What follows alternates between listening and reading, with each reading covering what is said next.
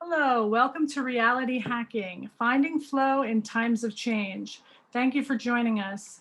This event is sponsored by the Program in the Study of Spirituality and co-sponsored by the Ruth K. and Shepard Broad Distinguished Lecture Series, as well as the Contemplative Practices in Education Initiative in the Center for the Advancement of Teaching. My name is Erin Weston, and I will be your moderator tonight. I'm an assistant teaching professor in the Department of Religious Studies, and I'm the director of the Program in the Study of Spirituality. The Program in the Study of Spirituality is a self-funded initiative of the Stephen J. Green School of International and Public Affairs that explores spirituality in a variety of traditional and contemporary contexts. Our mission is to be a leading force in the cultivation of a new consciousness through diverse, heart-centered, and spiritually responsible educational programs and dialogues, inspiring the global community to create a just, peaceful, and prosperous world. You can learn more about our program on our website at spirituality.fiu.edu. So to say that 2020 has been a trying year is an understatement. Yet the effects of our tumultuous events seem to vary greatly. Many people have struggled with external forces and internal transformations, while others have seemingly risen above the fray, and some have achieved great success during this period. How does this happen that some people thrive while others suffer in similar conditions? Are there secrets to these people's resilience? Today, we will be exploring these topics to learn more from our presenters. Our speakers tonight are Vanina Kala-Weissman, and she holds a Doctor of Philosophy of Psychology and is a specialist in individual and group psychotherapy. She also holds a Master's in Science in Nonprofit Management. Supported by her own spiritual journey, she has spent the last 17 years researching, teaching, leading seminars, counseling people worldwide, and supporting individuals in the areas of consciousness, meditation, and wellness. She's the founder and the director of Living with Totality. Also, we have Marianna Berenstein. She's a biochemist with a PhD in chemistry and an MBA. She is a consultant and an investor for the deep tech industry with more than 15 years of experience in research and management level positions in both public and private companies. She has been a Buddhist meditator for 20 years and is a yoga practitioner. As a chronic disease patient, she researched a functional integrative medicine approach herself and is currently working in projects combining science and spirituality for wellness and health. She is the founder and director of Berenstein Consulting. We also have a special guest tonight, Gastón Quieto. He's an illusionist and Guinness World Record holder. So it's very exciting. So just a few notes, during this webinar, audience members can use the chat to communicate with the presenters, and you can also ask questions using the Q&A function at the bottom of your screen. Thank you and welcome.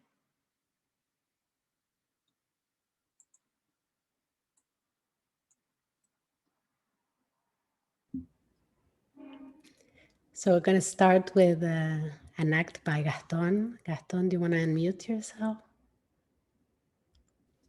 Hey, how you all doing? That's great. That's great. First, I wanna thank the university. I want to thank Erin. I want to thank Vanina and Marianna, and I want to thank you for being connected. First, let me talk a bit of what I do. I'm an illusionist, a modern magician. So I live with the impossible every day to prove that I can do magic.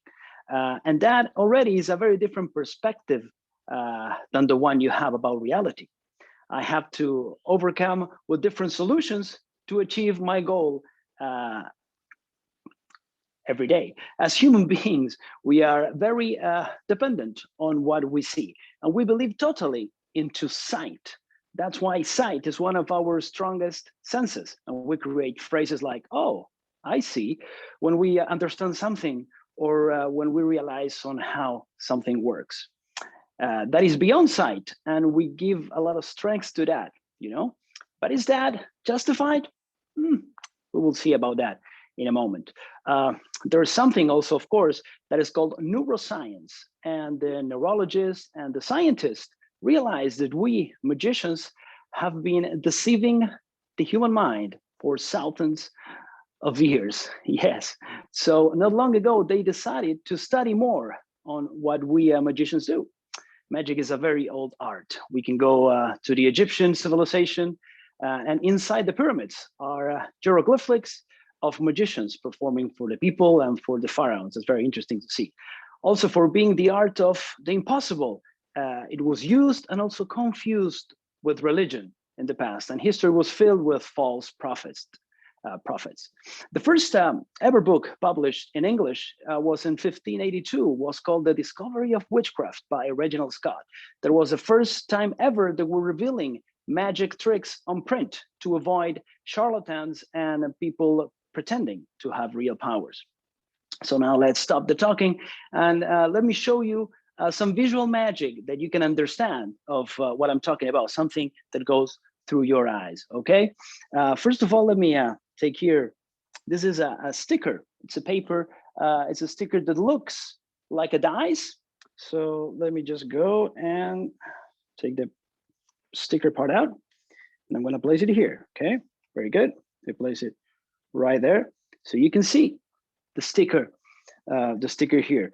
But you know what? Let's try to bring it from a sticker, a 3D sticker, to reality, just like that. And look, it's it's a real dice. It's not a cardboard one or something. It's really something that we do. Now, well, this is exactly what neuroscience studies at this precise moment. Now, there's a conflict between what you see and what you think.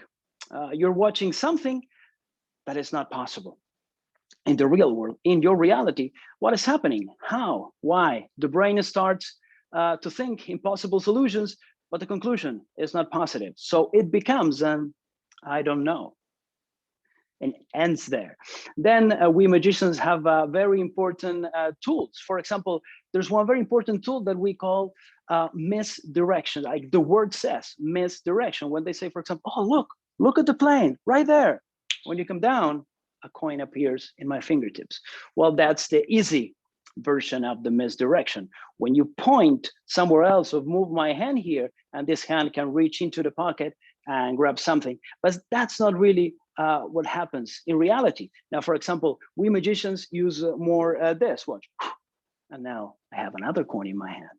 So you didn't see this coin, why? Because your subconscious tell your brain to look for my attention. At this moment, I'm watching the coin here. So if I watch the coin here, you're watching the coin. You're not watching me. If I look at you, you look at me. If I watch the coin, you follow the coin. If I look at you, you look at me. Why? Because you're following my attention. But you don't know this information. Your subconscious knows it, but it passes through you. So every time I want you to see something, I will look at it. And because you cannot look at the same time in two places, I got you where I want you to. Now, again, if I'm here or there, if I'm looking here, you cannot see this hand. Of course you can, but it will take time for you to process what I want to do. It's different than if I say, hey, look at that, look in there, you know, it's totally different. Then comes neuromagic. Neuromagic is the area that deals with the psychological aspects of deception. As a difference with visual magic, the one you saw before, uses the power of words, linguistic subtleties, non-verbal communication, and many other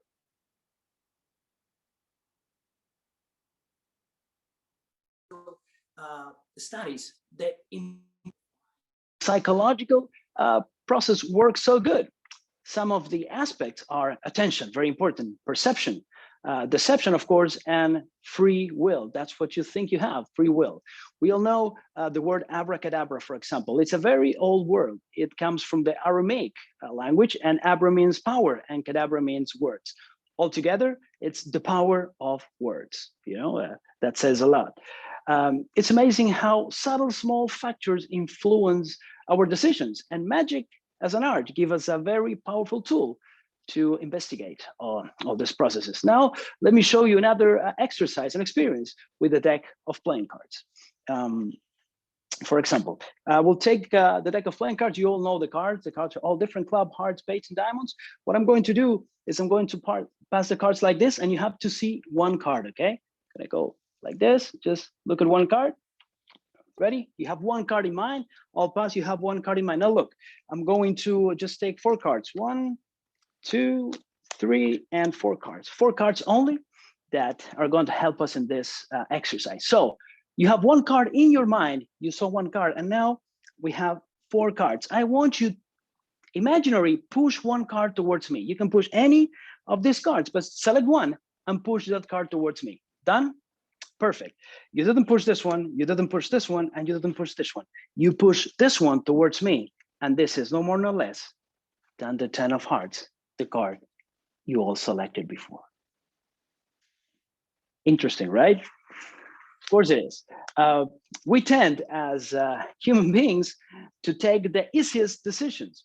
With the card trick I did, you saw the card that I wanted you to see, because it was the only card that I presented longer than the other ones. And there was 1 second difference between the other ones. So that's the card I wanted you to see. And that becomes the easiest option for your brain, and your subconscious doesn't really process that information so fast if you don't think about it, because you look and took the decision, but without thinking. You know, in the other exercise I did with the 4 cards, there are studies of probabilities that shows that 70% of the people will select the 3rd card from the left if you're right-handed. If you are left-handed, the 2nd card from the left. Why? Because that's the easiest card to grab with the dominant hand. You know, all that things is if you know what I'm talking about. That again is the easy brain theory, that you think when you're making a free selection, and here I am manipulating your decisions again. So unfortunately, this is not just about magic and tricks. These techniques are used every day to influence your lives. That's why, for example, in TV commercials, stores, supermarkets, politicians even always influence our power of decision through these little subtleties and techniques. Also, of course, in social media. For example, when you go to the supermarket to buy groceries, your first instinct, believe it or not, is to buy whatever is at eye level. If you need anything and that is at eye level, you will take that. That's why, believe it or not, certain big brands pay eye-level advertisement. That's really incredible, but it is. So that's why politicians put their ads at eye level on the newspapers and on social media. So you look at them even if you don't want to look at them. You know, even if you don't want, you have to look at them. So the good news is that knowing all these aspects, we can take a bit more time to take a quick decision. Then we will be controlling our choices, because our actions really do matter. And that's why we will be, you know, much less influentiables. So from now on, knowing that we as human beings, we are impulsive by nature, take your time and think a bit more before taking any decision. I hope you like my talk. If you would like to know more about me, look me in social media. Gastón Quieto gonna be around, and I'll leave you with Vanina and Marianna. Hope you enjoyed the talk. See you around.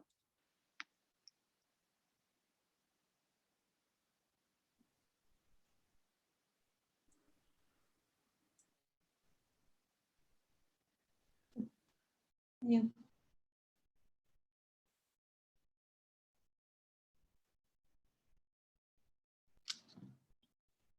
So, okay, so thank you, Gaston. So what Gaston has just shown us is that what we're perceiving with our eyes and with our senses isn't really as firm as it seems. So actually, the reality out there feels so concrete and so real, and then we realize that things are not really what they seem. So it means our perception is subjective and reality is an illusion. So what does it mean that reality is an illusion? There is this term that is called psychological salience. That means it has to do with the quality of some things that grab our attention. And when there is no really clear salience, our own subjective experiences guide us to make sense of our surrounding. So what we perceive depends on our interpretations and our perceptions and in our own history, in what our mind's state of mind. So in a way, it means that we can construct our own reality with our attention. So you might have heard this phrase or quote that says, what you pay attention to grows. So if you pay attention to something that is negative, so that is how you're gonna perceive your reality and your environment and your situation. And on the other way, if you change your mindset and you pay attention to something that is positive, then you can really adjust your interpretation and in a way change your reality. So that is why we say that reality is an illusion. And that brings us to the concept of flow. So if we can have, so there was an Hungarian psychologist, I cannot even pronounce the name, you have it down there. And so this Hungarian psychologist, he describes this term, this flow state, as a mindset, as a state of consciousness. You probably have it sometime when you feel you're in the zone, when you feel you're creative, when you feel you're focused and happy and productive. And this psychologist, he said that you can actually manage your brain to enter this flow state. That means in a certain way that happiness is a condition that you can cultivate and that you can voluntarily create in your life. So this is not something that is gonna come to your life like instantly or without you not doing anything, but it means that you had to do a voluntary effort to accomplish that as an optimal experience. As we say before, where you put your attention grows, so you have to do a deliberate effort to get into this optimal state of mind. So, and he described certain characteristic of this flow state, and this is something that we want to talk about in this talk, and the way in which you can actually, which tools do you use to get into this flow state? Yes, so thank you, Marianna, and welcome everyone. So I'm going to talk a little bit about the characteristics of flow so that we can understand and really tap into what it means to be in flow. So all of us, we must have had some experience of being in the zone, no? This feeling of being in flow. So what it means is we have clear goals, and these goals are challenging, but they're attainable. Attainable means we have the mastery. There is something that we're moving towards, but we have the resources to get these goals.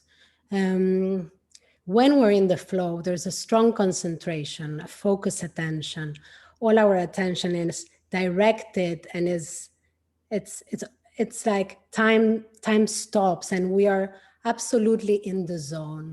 The activity by itself is intrinsically rewarding. So we're enjoying the process. It's not only about the goal.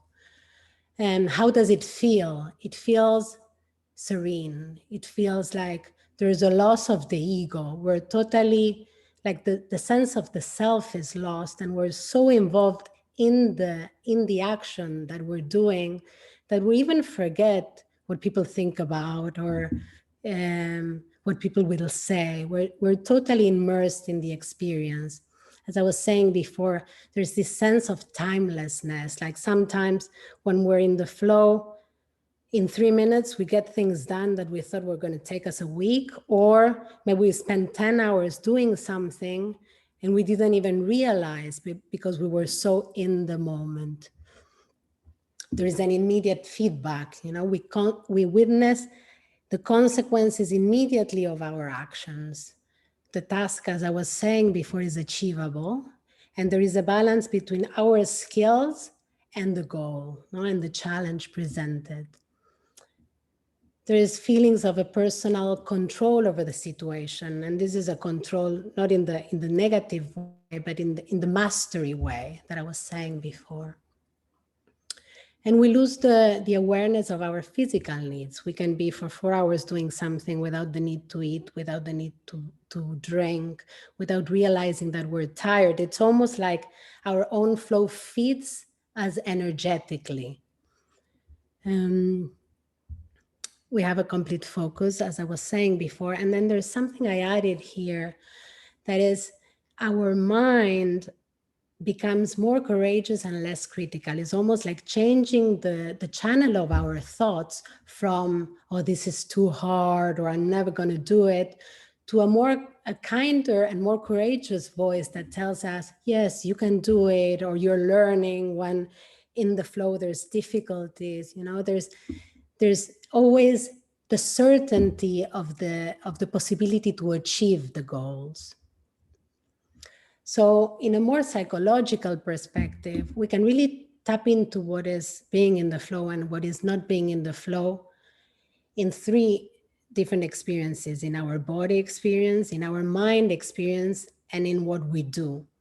So if you think of an experience where we are in the flow, and this can be maybe for some of you dancing, or doing an extreme sport, or creatively writing, or playing an instrument, like the body experience of flow is expansive. There's so much inner space inside of us. And when we're out of flow, our body experience is contracted, like maybe our breath is shallow, maybe our mind is busy, we have tension in our body. So we can really tap into what flow is and what flow is not in our body experience. As I was saying before, we can also tap into our thoughts. We can see our mind experience and realize if we're more in a critical, pushing, or even resigning state, or if we're in a more courageous and kind voice that says you can do it. And then we can realize if we're in flow or not in flow in our behaviors. When we're in flow, we're moment to moment dealing with whatever is there. And this doesn't mean that always good experiences are happening when we're in flow. Maybe there's challenges, but we are dealing with them as they occur. When we're out of flow, we're either pushing, or maybe we're collapsed and we are like resigning. So it's, in the flow, there's this balance of rest and motion. But when we're out of flow, we're either pushing, or we're collapsing. Or sometimes, because the feeling of being out of flow is not nice. And many times our wounding appears, so we're in shame, or we have a lot of fear, especially in times like today. So another way of seeing that we're out of flow is when we go straight to compensations or addictions. We try to do something to numb actually what's happening inside of us, not to feel the discomfort. So Marianna is going to talk a little bit about about the relationship between flow and science. So behind everything that Vanina is telling, what is actually happening in flow, and actually Gastón mentioned that also, there is a neurobiology behind that. I mean, there is science behind that. There is evidence that is justifying what is happening in flow. So for instance, there is this study from the neuroscientist, which is called Arndt Dietrich, and he's actually studying the flow state. And what he saw was that there is downregulation of certain parts of the brain when you are in a state of flow. So some areas are the superior frontal gyrus, which is kind of up here, which has to do with self-awareness. So you lose your sense of self-awareness, like Vanina just mentioned.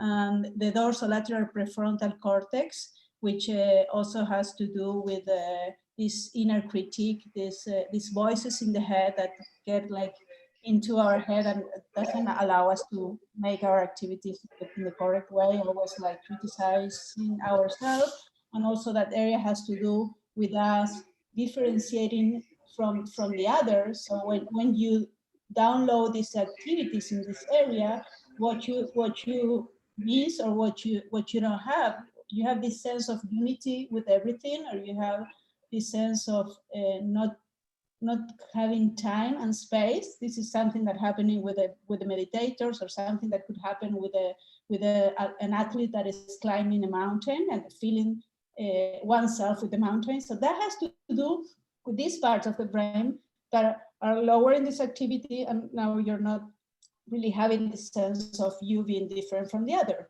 And also this prefrontal cortex, which is up here, is the higher complex thinking is downloaded some way. It's like in a downregulated. So what you can get after that is this sense of intense focus, being absorbed in the situation, in the time and in the space, and silencing your inner critic and fear. So this has all this evidence, science-based evidence of what is happening in the brain. So in the next slide, you can also have, there is someone else, this person is called Stephen Cutler, and he actually has Recién termino un webinar que estaba dando y sí.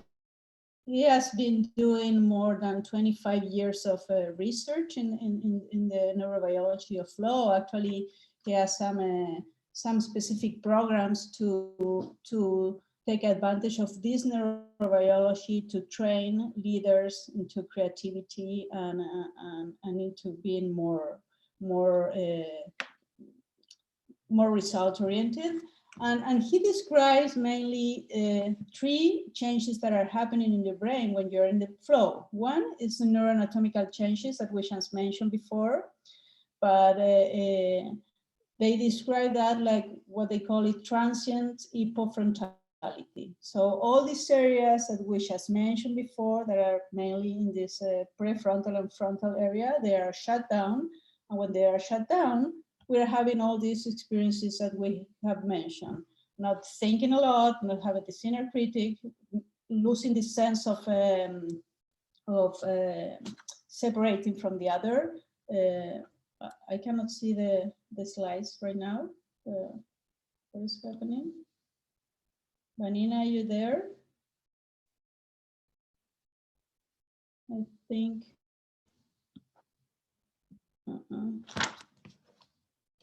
Sorry, I'm gonna see the slide to follow the talk.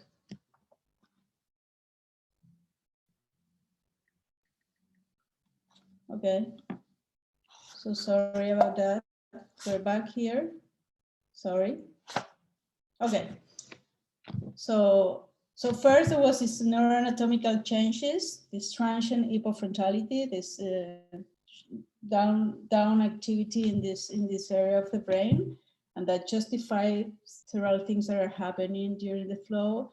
The second is the neurochemical changes. So what they found is that there are like a boost of liberation of these high performance enhancers, neurotransmitters or neurochemicals, which are dopamine, noradrenaline, serotonin, endorphins, and anandamide. So this different neurochemical has to do with this improved creativity, this improved capacity of learning, this better memory, and also with this lateral thinking. Mainly the anandamide has to do with this lateral thinking. This anandamide is a kind of is like a cannabinoid that our own body is able to fabricate. So these neurochemicals are boosting during the flow state, and that is why we have like more than a 500% improving creativity, for instance, when you're in the flow state. And the other change that you have in your brain is neuroelectrical changes. So what they found is that the brain waves that you have when you're in the flow states are in the border of alpha and theta, and this is the area in which you are in the aha moments. So if you really want to have an aha moment, then you actually need to be in this space of brainwave. We are mainly in beta brainwave states, and in the flow, we are getting into this border area, which allow us to, it's like a daydreaming situation. And what he also describes is that there is a flow cycle which has 4 phases. So actually, even though we are able to attain this flow state, it's not always like a happy, creative state, but it has 4 phases, and actually 2 of these 4 phases are not really very happy or like very comfortable, because first you have to have what they call the overload phase. Like, for instance, if you are writing a book, you had to do all the research, get all the information you need to write a book, and that is not really a very nice part. This is a struggle phase for the flow. Then they describe another phase, which is called the release. It's like when you're working, you might have noticed that you say, I better go to walk or do something else so that I can release all the stress and really start to think creatively or do the things right. So this is what actually happened before getting into the flow. You better go and do some release, like walking, doing yoga, playing an instrument, dancing, not watching TV. I mean, watching TV is not a release activity. But then if you do that, then what happens in the body is that all these activities that I was describing before are starting to take place. There is also liberation of something that is called nitric oxide. There is like a shutting down of the stress hormones in the body, and starting the release of this high enhancing neurotransmitter that I was saying before. So then you're actually there in the stage of flow. So, and after that, you're feeling a superhuman, you're feeling like you're very creative, happy, and concentrated. And then it comes the recovery phase. So even though you can attain the flow, you don't have to feel very bad when you are actually getting into this recovery phase, because this is something that has been described and happen in all this flow cycle.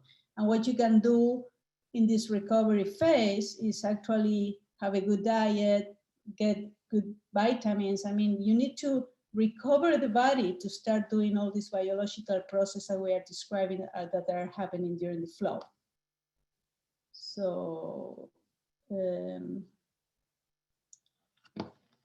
so that this means that there is a healing power of this flow state. There are these changes in brain chemistry that allow us, that actually has a healing power, because not only they diminish the stress causing hormones in our body, they also boost the immune system. There is like a psychoneuroimmunological play into the body that allows our immune system to get better when this happens. And so this means that we are not only getting resilience in the brain or in the mind state, but also we are building a better capacity in our body to heal, or to actually also then regulate or have less risk to be sick, or also to get older. So this has this flow state has a lot of power, as you can see. So can we see so okay, when we have a lot of studies with the flow state in different universities and institutions, but like I'm just showing here 3 of them. One in the University of Sydney. In all of them, they were like creating artificially a flow state in the people.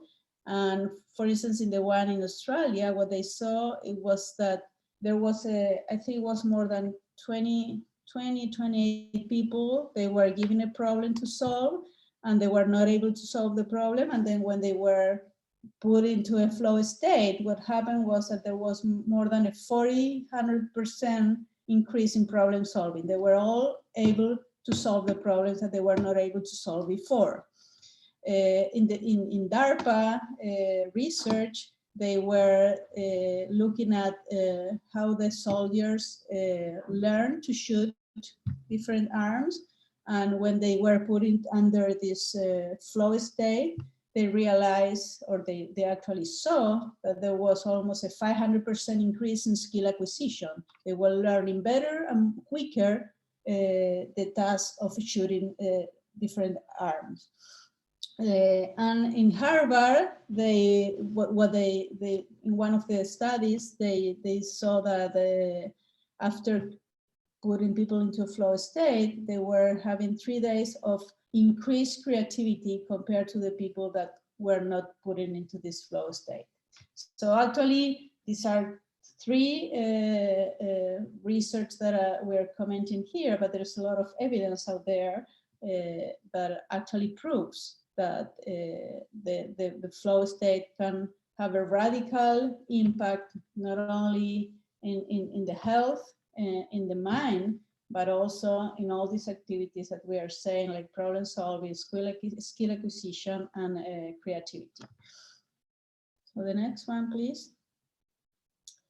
So why I'm showing this meditation and flow information? Because one of the ways, or one of the tools or resources that you had to get into the flow is the meditation.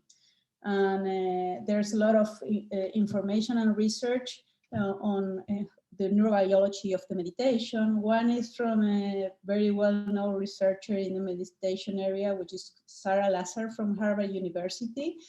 I'm gonna only show you just 4 quick results, but what she observed was, for instance, there is an increase in the gray matter on the hippocampus. The hippocampus has to do with the memory and the learning. As you can see, there's an increase in the gray area when you're under the mindfulness program. Then if you see the amygdala, and the amygdala has to do with fear and with this fly and fight situation, and also with increasing blood pressure.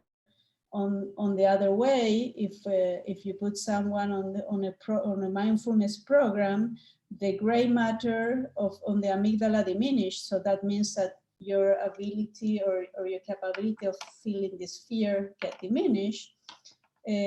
Also, if you look at the gray matter in this frontal area, which we say that has to do with cognitive thinking, with solution, with executive activities or getting solutions, this area gets thicker after a program of mindfulness. So that means that you're going to be able to perform better at cognitive activities after a meditation program or meditation activity. And also the temporal parietal junction is an area that has to do with the compassion and with the sense of perspective. And this area also has an increase in the gray matter. So that means that all these activities that I just mentioned, this sense of compassion, empathy with the other, or this sense of perspective, which is very important for the flow, gets better when you are under meditation. After you are under meditation, I mean, you have to go through a continuous activities of meditation. This not only happen for once. You have to really perform in a certain, like, several days or several weeks of meditation programs to have these results. But that means that, like we say, the impact of having this meditation that creates this flow state has an impact in the neurobiology and the neuroanatomy of the brain, and then also in the activities that are related with each part of the brain. So the next one, please. So this is Andrew Newberg. This is a very well-known researcher from University of Pennsylvania. I think he's now in another university, but he is working in something that is called neurotheology, because he was actually studying what was happening in the brain of Buddhist meditators or monks or nuns when they were praying or when they were meditating. I'm only showing one slide of an imaging of a brain that is, the baseline is a brain that is not under meditation, and the one in the right, it's the one in the meditation state. When you have this image measures blood into the different areas of the brain, and when the color is more intense, means more activity. So as you can see, in the right parietal lobe, which is the one that is getting yellow, more yellow in the right image, it means that it is less activity. There is a deactivation of the right parietal lobe. Remember that we were talking about that part in the first slide of the science of the brain, and that was the area of the brain has to do with this sense of space, this sense of time, and this sense of us being separated from the other. So that is why when you are under the meditation state, or these monks, like you lose the sense of time, you lose the sense of space, and actually this sense of cosmic unity that meditators, especially the monks or the Buddhist meditators have, has to do with this less activity in this area. So I'm not longer separated from the rest, and I'm losing the sense of time. This is what we were calling the transient hypofrontality before. So next one. So and then we wanted to really link this flow with what the Buddhist is saying. I mean, I don't know what you know about Buddhism, and this it's not going to be a class in Buddhism, but mainly what the Buddhism say, or Buddha taught, was that there is actually suffering in the world. This is like the first truth. And this suffering has a root, has a cause, which is craving. I mean, you don't want things that you don't want in your life to happen, or you want something that is not happening to happen into your life. So this craving is creating a lot of suffering inside yourself. But the good news that the Buddha said is that there is a way of eliminating that suffering, and there is a path to come out of this suffering. That he called it the Eightfold Path, but mainly what it has to do with the right moral, like a right intention, a right thinking, and a right actions. But if we go into this right thinking, it has to do with what we were saying during the whole talk. I mean, Buddhism has to do with this flow of existence. We need to surrender to what is, even though the situation might be bad.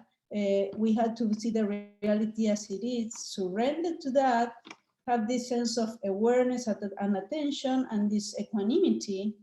And then, like we said in the first slide, we can actually, in a way, change the perception, adjust the perception to the reality, and have a sense of happiness, or a sense of being okay, even though the situation is not the best, or even though the situation is not the one that we like. So and then in the Buddhism is this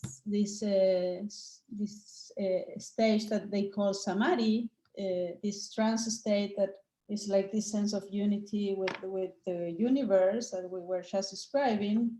Now we know that it has to do with the flow stage that is being created neurobiologically into our mind. I mean, it might be something more spiritually. We don't want to get into this, but there is neurobiological evidence that what is happening there. And this is the research that I was just mentioning of Andrew Newberg, this University of Pennsylvania. So this is the Buddhism very well explained, with the flow and with the science-based evidence. The next one, I think, is you, Vanina. Yes, thank you. And you know, my light shut down, so everything shut down. So I have to be honest, I was totally out of flow. I was like, how can I teach flow and lose it like this? So jokes aside, I want to talk a little bit about, you know, we've talked about what flow is, but we also want to leave you with a little bit of, okay, how can we reach it? No, how can we attain flow? So I'm going to talk about some steps to find flow. So some of these steps are watching, you know, practicing self-awareness. And this is very, very easy. You can practice it like tonight when you brush your teeth, you know, in the simple things that we normally do mechanically. So we're kind of maybe doing something else at the same time or thinking something.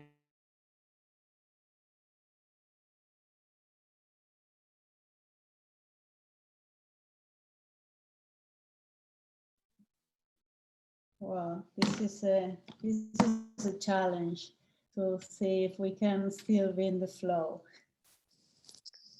I'm doing it with my phone. Can you see me? Yeah, we can see, we Okay. can hear you and we can see you. Okay, great. So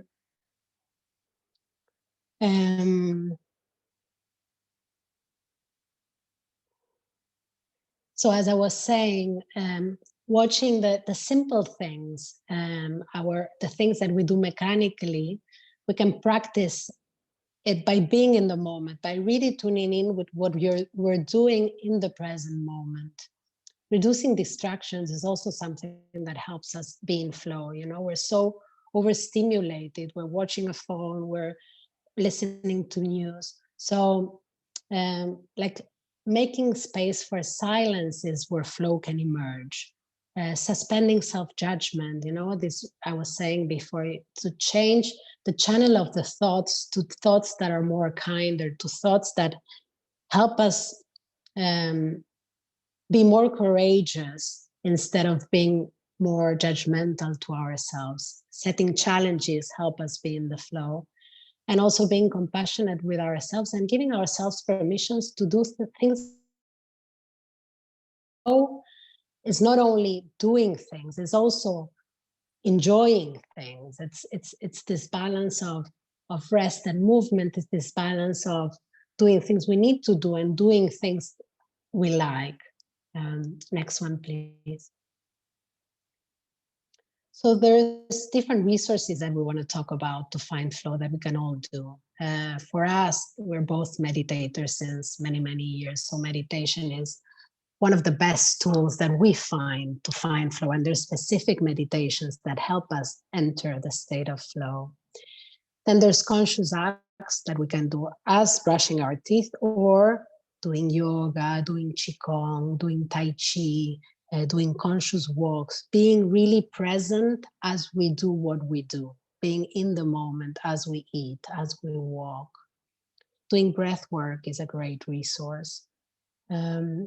As I was saying before, doing things we love. You know, if there's something I want you to take with you, is doing things we love is part of flow. Normally when we get so busy, we try to fit things in our calendar, and what we do is we stop doing things we love, or the first thing we cross are the things we love. And actually doing the things we love is the things that help us do the other things. It's a little bit like the land that needs to rest to be able to be cultivated or to be worked on. You know, we need the resting and the enjoyment, and that will bring that flow in the other activities.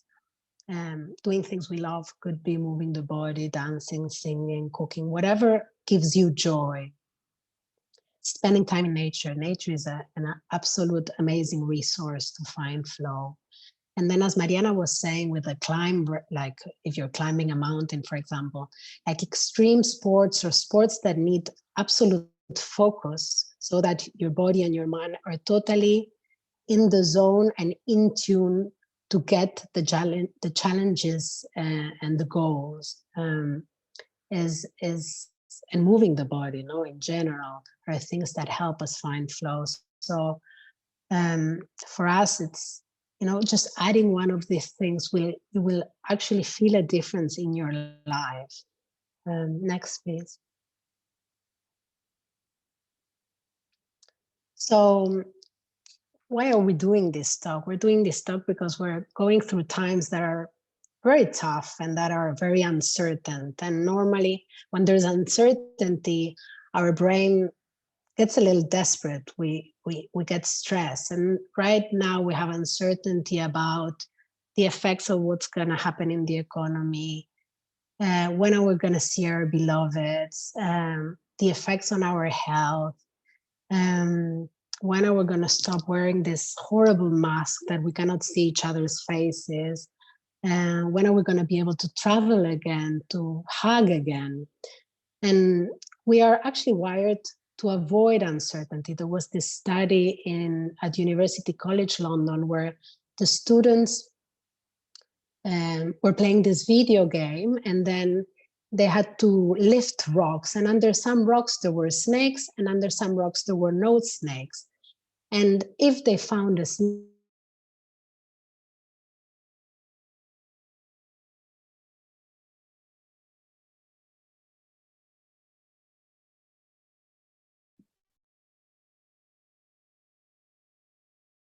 Should I follow Erin? Because I think we're missing Vanina again.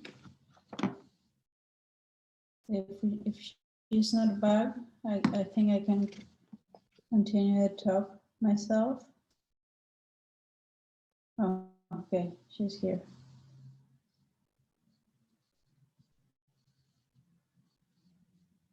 Should I follow? Let's be in the flow. So, okay, I think this is the last one. Can you go on, Vanina, or should I? Yes, sorry. So what I was saying is there was this.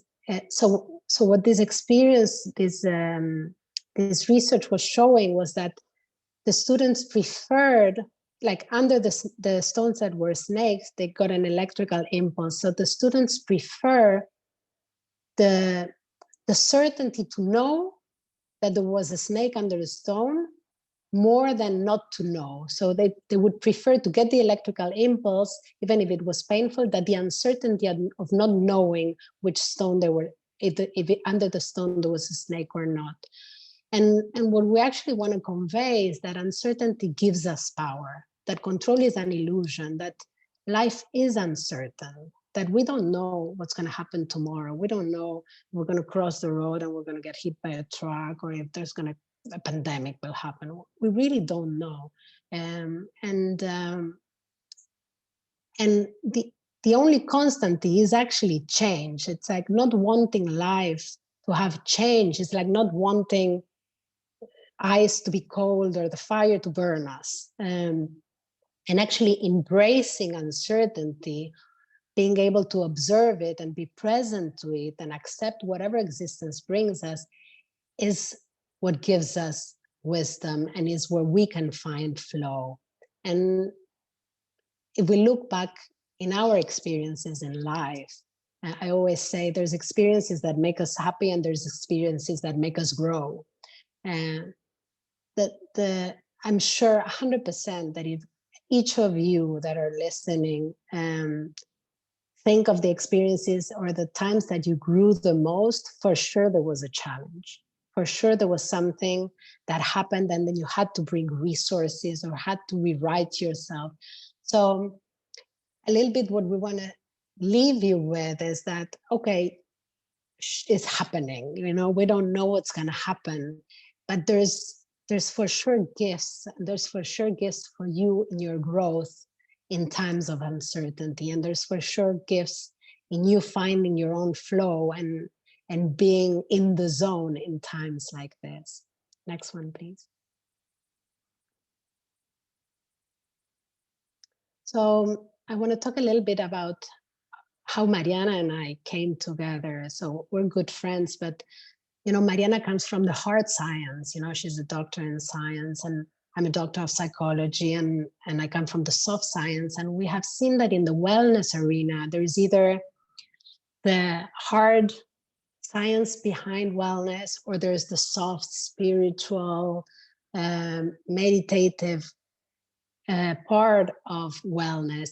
And we feel that the connection and the synergy between these two worlds is what makes it very powerful, and what can bring actually a new vision and a new understanding of wellness.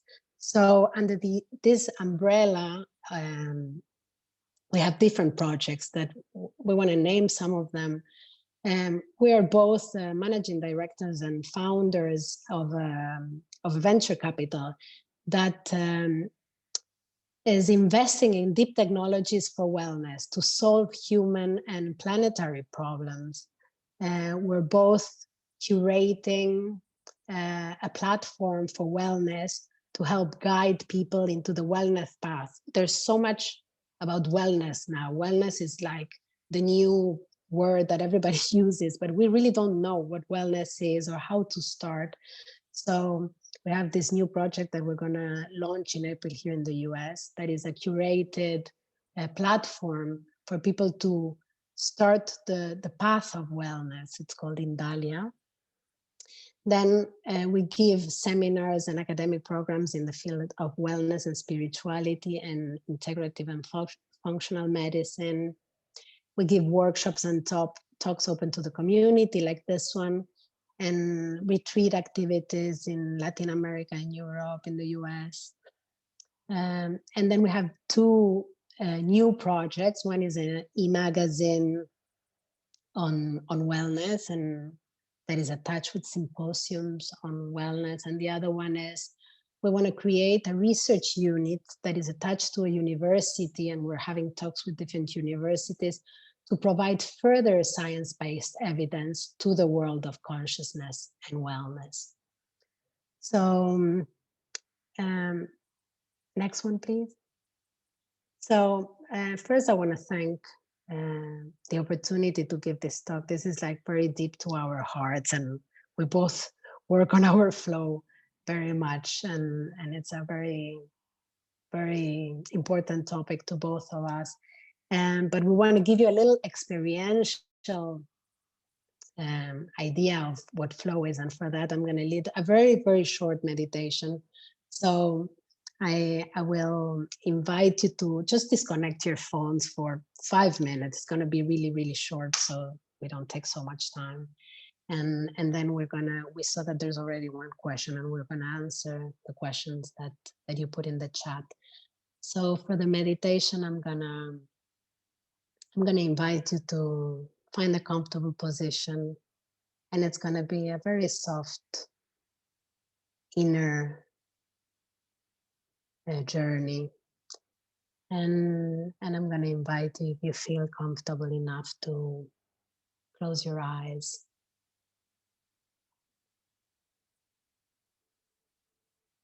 Let yourself drop in.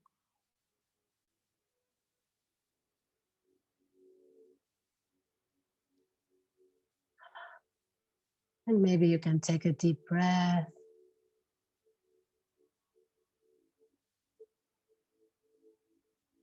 And start connecting with yourself. Nothing to do, nowhere to be, except in the here and now. Listening to the music. Listening to my voice. Listening to the silence between my words.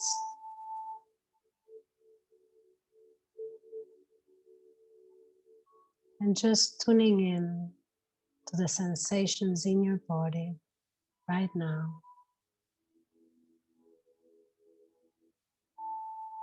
How is your breath?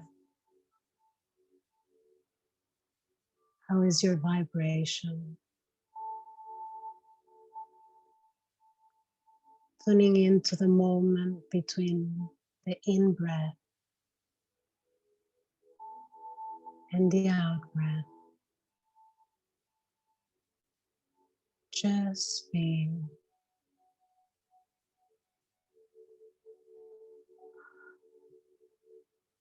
feeling your own temperature, the air in your skin,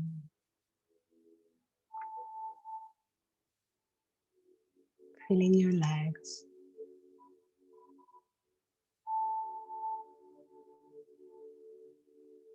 And if a thought comes in, just letting it pass without judging it, and just staying with the body,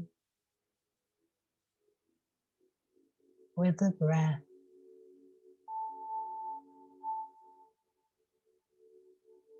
And I invite you to imagine something that gives you joy. It can be dancing, cooking, or being in nature, or sharing time with someone you love.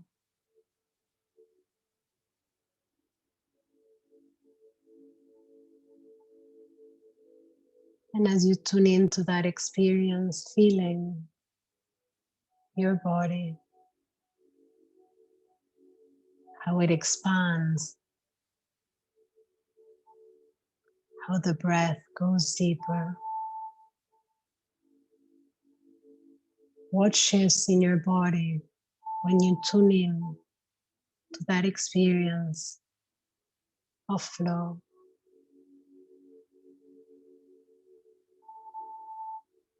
Noticing if your mind gets quieter, noticing your muscles,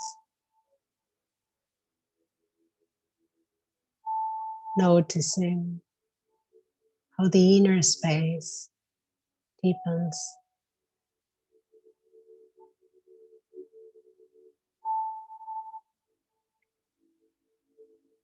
Just this simple activity of bringing something you love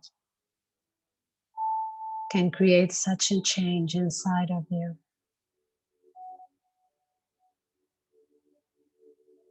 Being in the moment, staying in the body.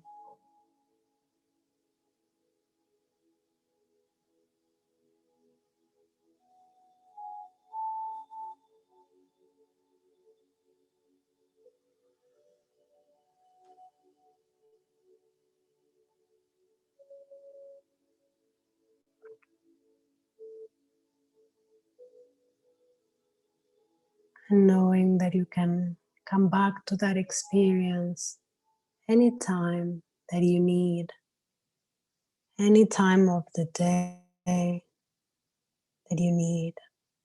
I invite you to take a deep breath. And when you're ready, you can open your eyes and also notice if something in the environment changes. If something in the silence around you changed, just by doing this simple, very short meditation.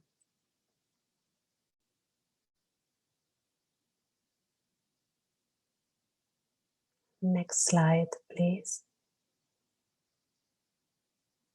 So we want to really thank the university and the program of spirituality and Professor Weston for inviting us. And here you can find our social media. You can follow us. You can write us email.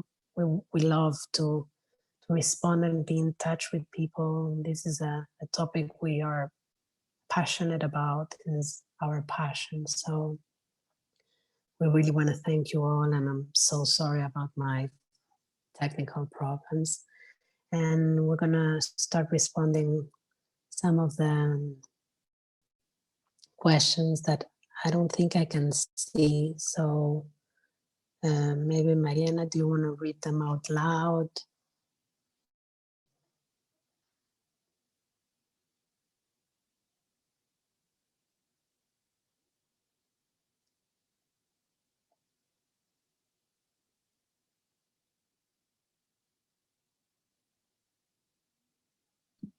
Can you hear me okay? Yes. So let me see if I have no glasses. So we have our first question. I hadn't recognized how cloudy I was today. So where is the first question? Let me see. Where lives and I cannot see any question. It says Q&A somewhere. Oh, here.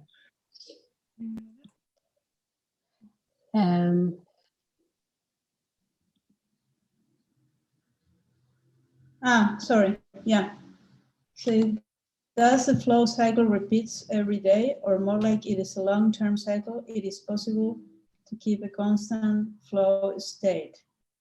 I mean, it's not that it repeats every day. It is every time you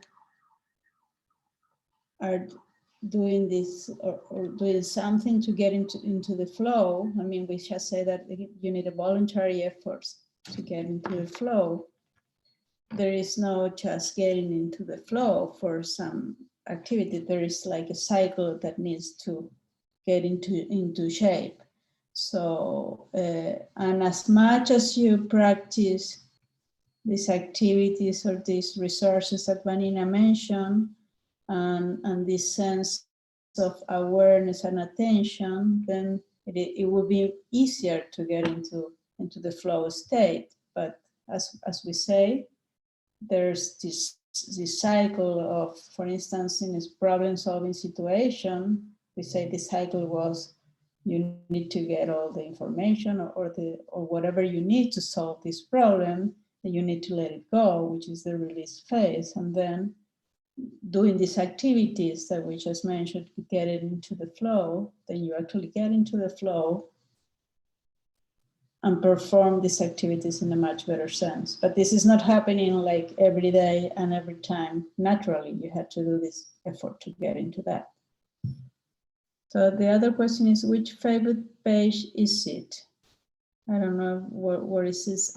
Are you talking about the Facebook page of Living with Totality? We still don't have a Facebook page for us. But is there anything about that? Let me jump in. It was the Facebook page where the video for this, the live feed from this event is being hosted.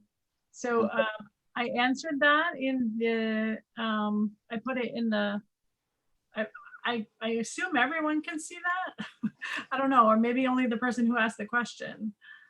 I posted the links for the FIU for the SIPA page and the spirituality page, which is where it'll be.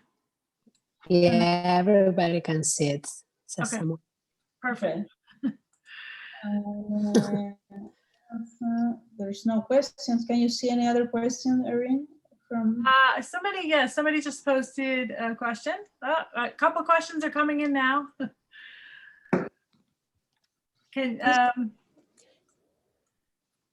When in the flow, it is possible that our surroundings disappear. Well, this is something that usually happens into the flow state, depending on the level of flow that you're attaining. I mean, we were just showing what was happening neurobiologically during the flow state. So it is like, we were having this discussion the other day with some meditators. I mean, I'm meditating from 25 years, and it's not that I always get into this flow stage, because it also has to do with the mind state, with my surrounding, what has happened to me before. So, I mean, you had to really download the activity of this part of the brain that I was saying that has make this sense of separating from the environment and losing the sense of time and space. And this, I mean, it has to do with how deep are you getting into the flow state. So, and if you ask me if there is something that you can actually control to get into a different level, I would say no. I mean, this is it just comes out naturally when you do this activity. It depends on how deep you're getting and focus your attention into this specific activity. The less you get distracted, like Vanina say, I mean, all these activities that Vanina say you had to do is probably the deeper you can get into this flow state.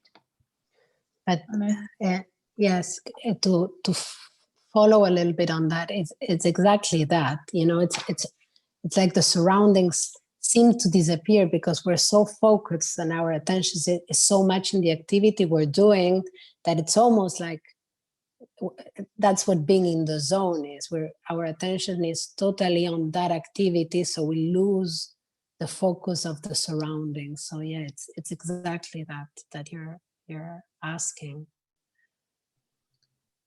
There's one more question. Is steering up put off the flow process, or does it mean something? Tearing up means like crying, or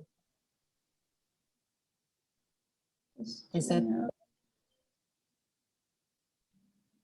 I don't really, yeah. Ah, okay. Yes. No, it doesn't put it off. I mean, Damaris, let me ask you a question. You mean that maybe you got emotional and then you feel that that takes you out of flow? Can you be a little bit more specific?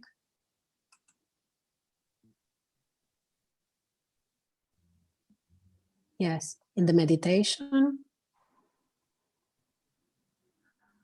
Yes, yes. Well, I mean, it's absolutely normal. The moment that we tap into, you know, we open the space and we silence everything that distracts us, which is what I was saying before, when we're out of flow, our behavior, you know, we're distracting and numbing, that when you tune into yourself, the vulnerability arises, and it's actually beautiful. So I would say it's the way to flow. It's to allow all the feelings that arise to be there, because what we normally do when there's feelings is feelings that we're not so comfortable with, we put them under the carpet not to feel. And I think it's, I mean, if you could tap into your feelings in this 3 to 4 minute meditation, I would say thank you for that, because it's exactly that, is to be able to let that be. And as Marianna was saying before, to treat anything that happens with equanimity. You know, feelings are wonderful. There's no good feelings and bad feelings, just feelings. So yeah. Did I answer your question, Damaris? Thank you. Thank you. Okay. Do we have any other questions?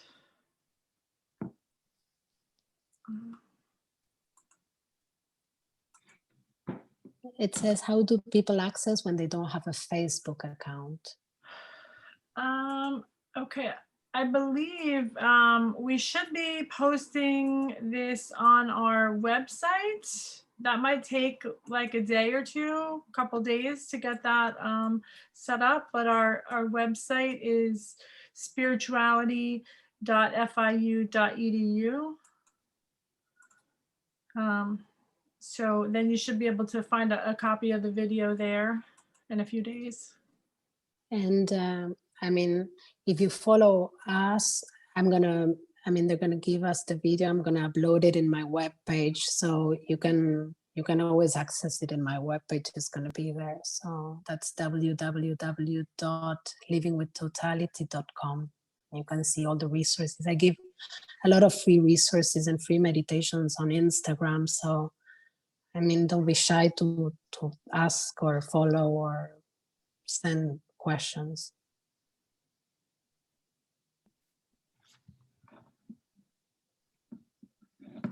What's your website again? www.livingwithtotality.com, and Instagram is living with totality with an underscore in between. You can see everything. I post a lot of things there, and in the Living with Totality webpage, we post also our wellness initiative with Marianna. So you will see everything we're doing.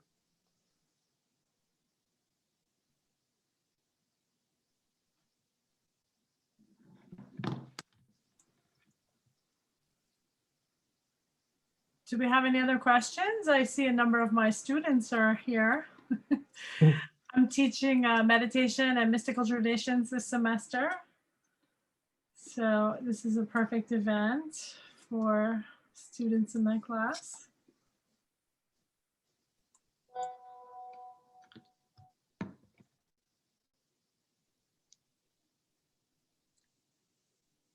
What was were each of your inspiration to do this work?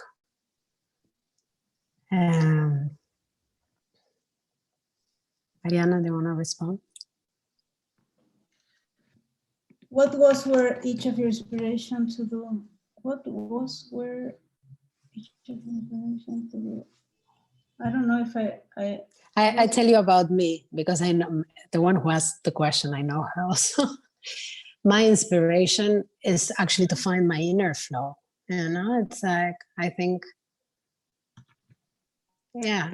I mean, I'm really passionate about finding flow, about meditation, about spirituality, about growth, about healing. And I think, you know, we start with ourselves. So that was especially my inspiration. And Marianna is totally my inspiration also in all the science arena. So I learned by teaching and by connecting with people like, you know, Professor Weston or Marianna that have the same understanding or that are in the path of growth and spirituality.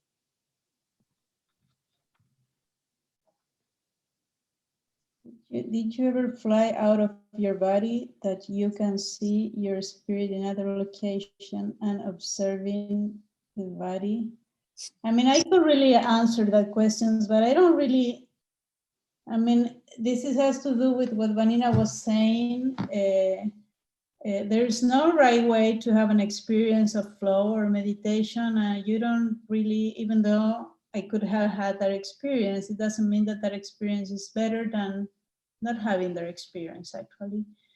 So, and we were discussing this with Vanina the other day, like these people that wanted to reach this like cosmic unity state or this samadhi state, and this actually is a clinging, is this craving for something, and right when you're craving for something, then you're getting yourself away from actually getting into the flow and getting into this sense of unity. You're just blocking neurobiologically your mind to down-regulate the activities that is gonna actually make this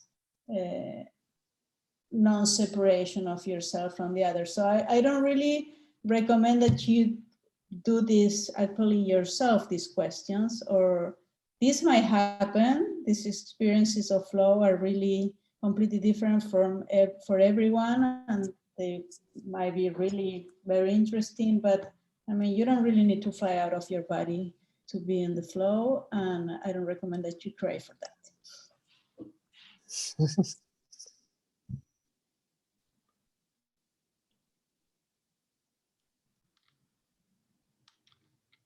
So there's another, Vanina, is say, how do you work directly with individuals in therapy sessions type of things? How can we make an appointment with you?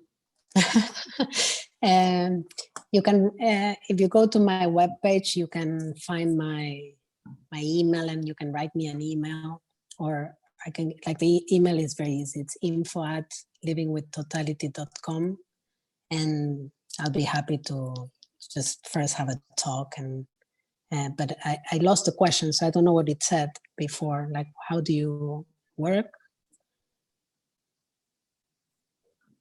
I work in, I don't know if that was a question, but I work in individual settings and in groups and in workshops and yeah, online, on site.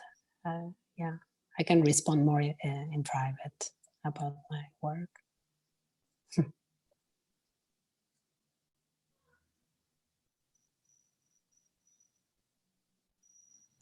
I kind of had an interesting question about, you know, when you're talking about how much your focus determines what you see. And I was thinking about, like, you know, when people have ADHD and it's hard for them to focus, Is there research on, I mean, because I know anecdotally, you know, from some people how much meditation and mindfulness has helped them, but I don't know if you're aware of any research that focuses on that, the benefits for people with ADHD or something. It is a good question. Actually, I haven't done the research specifically for this kind of people, so I might well do that. I guess in my information on that group, yes, but I don't have the information with me.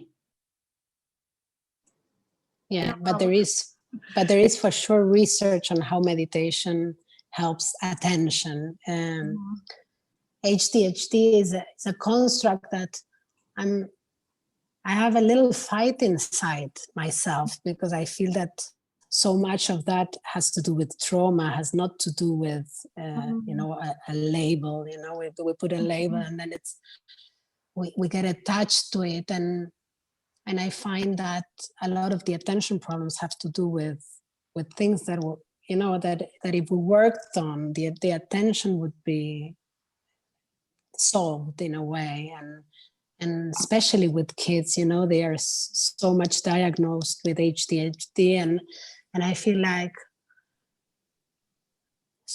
so much has to do, I have to be honest, with the parents and with the homes. It has nothing to do with the poor kids. They're just, so I have a little thing with that, but for sure there's lots of research on meditation and attention, for sure. So there's a lot of research for different actually diseases or problems, and also a group of people. I mean, we were just giving a talk 2 weeks ago in Alzheimer's, that the information meditation in Alzheimer's, in aging, and also in people that is taking care of people with Alzheimer's. So one thing that we can also, we're actually doing with this platform that Marina mentioned within Dahlia, is that we are trying to do some research ourselves, evidence-based, on different groups that we think are very important for people, like chronic diseases, aging, anxiety. And what you just mentioned, Erin, it just really light up my mind, and that might be a group that we can actually include in the groups that we are doing research right now for seeing what is actually happening in the evidence-based level, so that you can really make specific programs for that. So it's a good point, and thank you for that. Thank you, that would be great. All right, do we have any like last questions? Okay, I think we need to wrap up soon. I want to thank you both, or actually all three of you. Gastón, you've kind of disappeared, but I see you're still here. Thank you, Vanina and Marianna and Gastón. We really appreciated this. I don't know if there's anything last thing you want to say. No, just thank you for being here and listening, and thank you so much for Professor Weston for inviting us again to give a talk. I mean, it's a big honor for us. So thank you so much. Oh, thank you. My pleasure. We've enjoyed having you. All right. Thank you, everyone. Have a wonderful evening. And good evening for everybody, and thank you for being there. Thank you for Professor Weston. And we're open for anything you or anybody else want to ask too. And thank you, Gastón. Thank you, Gastón, of course. Okay.